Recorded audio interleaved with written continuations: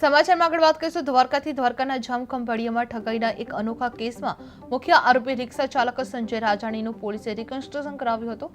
આરોપીએ પરપ્રાંતીય શ્રમિક મુસાફરને વિશ્વાસમાં લઈ ₹40,900ની છેતરપિંડી આચરી હતી। પોલીસે આરોપીની સાથે રાખી રિક્ષામાં બેસાડવાથી લઈને પાનની દુકાન સુધીની સમગ્ર ઘટનાનો પંચનામું કર્યું હતું। જે સંજય રાજાણી રાજકોટમાં અગાઉના 10 જેટલા ગુનામાં પણ સંડોવાયેલા હોવાનું પણ સામે આવ્યું હતું। જે હાલ પોલીસે આ સમગ્ર મામલે વધુ તપાસ હાથ ધરી હતી અને સંભવિત ગુનાઓ અંગે પણ તપાસ ચાલી રહી છે। જે જામખંભાળિયામાં ઠગાઈ કેસમાં રિકન્સ્ટ્રક્શન કરાવ્યું હતું। જે રિક્ષા ચાલક સંજય રાજાણી મુખ્ય આરોપી હતો, જેમાં ₹40,900ની છેતરપિંડી આચરવામાં આવી હતી। જે પરપ્રાંતીય મુસાફર ભોગ બન્યો હતો, જે અગાઉના 10 ગુનામાં પણ સંડોવાયેલો જોવા મળી રહ્યો છે। જે આરોપી છે અગાઉ પણ ગુનામાં સંડોવાયેલો જોવા મળે છે। જે જામખંભાળિયાના ઠગાઈમાં એક અનોખા કેસમાં મુખ્ય આરોપી રિક્ષા ચાલક સંજય રાજાણીનું પોલીસે રિકન્સ્ટ્રક્શન કરાવ્યું હતું। જે આરોપી પરપ્રાંતીય શ્રમિક મુસાફરને વિશ્વાસમાં લઈ ₹40,900ની છેતરપિંડી આચરવામાં આવી હતી।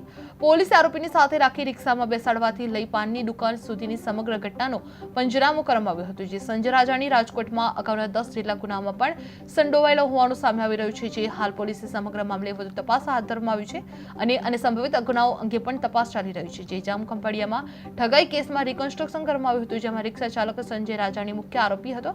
જે ₹40,900ની છેતરપિંડી આચરવામાં આવી હતી। પરપ્રાંતીય મુસાફર આ ભોગ બન્યો હતો, જે અગાઉના 10 ગુનામાં પણ સંડોવાયેલું હોવાનું સામે આવી રહ્યું છે।